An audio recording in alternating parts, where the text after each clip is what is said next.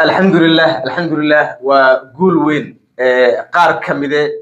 هوله مالهنا وني قبله لولا حافظ إسلام حق الصبح كصبح هذي وحال هلي قبر لسعتي قبلها سي أوبد بادي وحاكر الله قبتي جاري هوش الفليجي وحاكر الله يعني نن سلجش كسنياي إن هوش وكذب بي الحمد لله وحاوي وهردع laanta dami baarista ee dalka Kenya ayaa hadda shaacisay arinta iyada ah in gaari la hayo gabar iyadan habeenkii la qabtay oo xogteeda aan bixin doono oo hadda DCI da joogto yaa iyadan ma taqaanay yaan hayna iyo nin inuu hawsha fuliyo loo mareynayo oo waliba darawalka gaariga qaar ay leeyihiin iyo gaarigi hawsha fuliyay inta gacanta lagu hayaa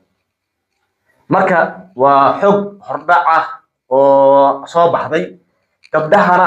bari galinka hore ayaa baaritaan lagu sameyn doonaa ninka u qaabilsan baaritaanka dhanka Kenya dhanka cilmi nafsiga aad u yaqaan kuna takhasusay muxuu dadka dhintay in DNA-ooda wixii la qaado baaritaan ku sameeyo Johnson yaa bari baari doono galinka dambana gabdhaha laba kamid ah yaa la aasi doonaa hadii ay yiraahdo marka xogaha beenta ah baraha bulshada lagu waday ee aan lahayn daaya tana kamid in maanta inay soo baxday oo qaybo kamid ah dhacid maanta gacanta ku helno alxamdulillah ilaahay aan ku shukrino hadii maanta qaybo kamid ah dhacoodiba hadii ifaalahoodiba aan aragnay aan ku bilaabo marka qodobkeena ugu horeeyo kow gabdhihii habeenkii waxaan ogay inay saddex ahaayeen waris aamino iyo nusayba gabar kale la socoto la afduubtay maanan ogeen maanta markii shirkii Islii community ay qabanayeen afar hooyooyin baa iyagana yimid oo imaaday oo ooyayo oo ilayhin ciyaal baa naga maqan oo la nahay gabar loo maleynayo marka sheegtay laakiin iyadu waxay sheegtay in gabdhaha la afduubtay marka iyada ah laakiin ay la baxday lacag madax furasho ay weydiin 1 milyan oo shilin Kenya inay Ethiopian bank in lagu shubay oo saa'id lagu soo daayay 1 milyan oo shilin Kenya Ethiopian bank lagu shubay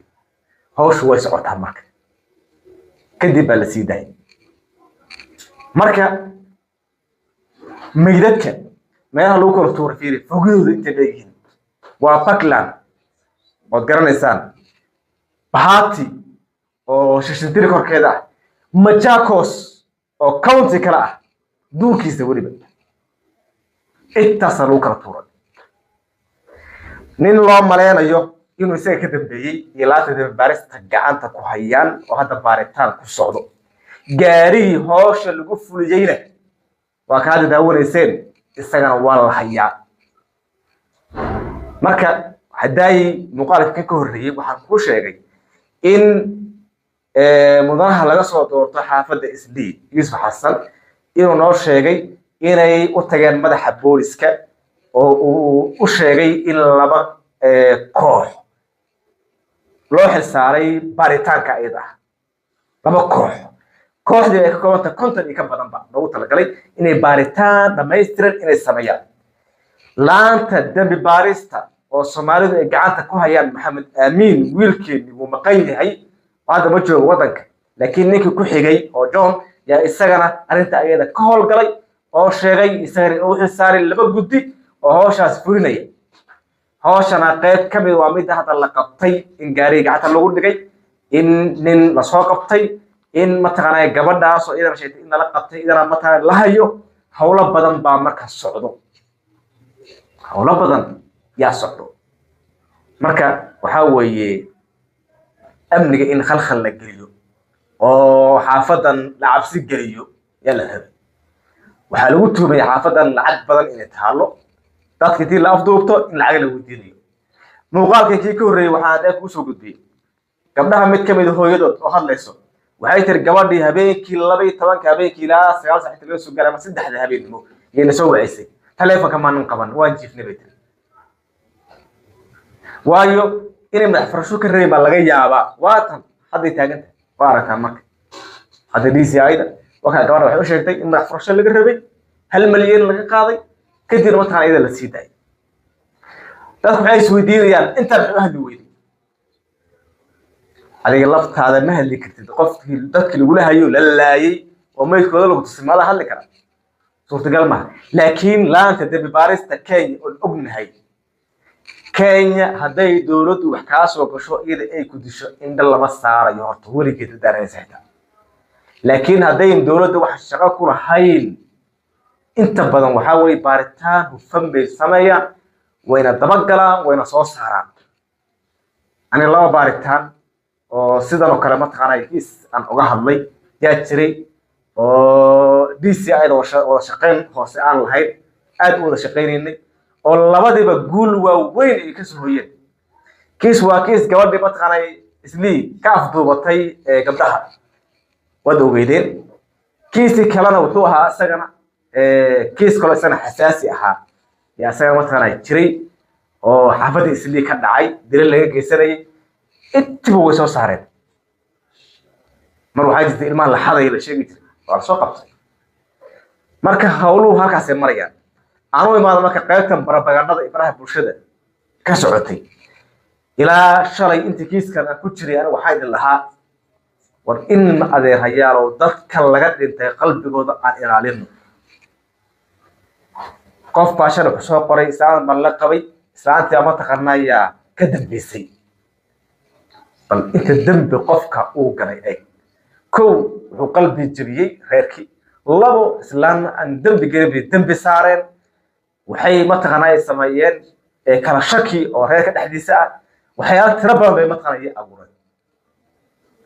intaas wuxuu ku raadinaa qofka asaga ama fuisa ku raadiyo ama ku raadiyo ma taqaanay follow wixii la mid ah oo qaybta TikTok laga helay sidii la sheegay waxaasay ku raadinayeen ismaysan dhihin bal dadkan ilaaliya muxuu qalbigooda wallahi maanta markii aan tagay goobtii muxuu ahaa maanta barobdeeqda ka socotay gabdhihii ehelka ka soo qayb galay hadaad aragtay ilinta wax ka daadanaya inaadan wax la mid ah soo qorin lahayn murugada iyo walbahaarka iyo reerka wax ka muuqda hadaad aragto waad yaabaysaa waayo ehel saddex qof hal mar ka baxday oo waliba si xun loo galay inaad ku dhaadato oo ku digato wax laga fiican yahay baraha bulshada marka been iyo propaganda yaa tahay war Kenya waxay leedahay laanta sirdoonka DCI baa la yiraahdaa galabeejkooda goobo lagala xiriiray leeyihiin ka raadiyo xogta oo helaysan xogta oo sax ah ee helaysan halkaas baaritaan ka sameyn kartaa oo ka raadin kartaa laakiin haddii aad DCI aad la xiriirin ama aad ka raadin beejkooda ama aad xogta xad ka raadin ma soo gudbin kartid xog sax ah ma keeni kartid beenta weyn marka waxaan Soomaaliya isla dhex marayaan baa sameyn doontaa marka Johnson isla baaritaankiisa kulay berri iyo ma taqaanay yumeedka iyo ku sameyn doona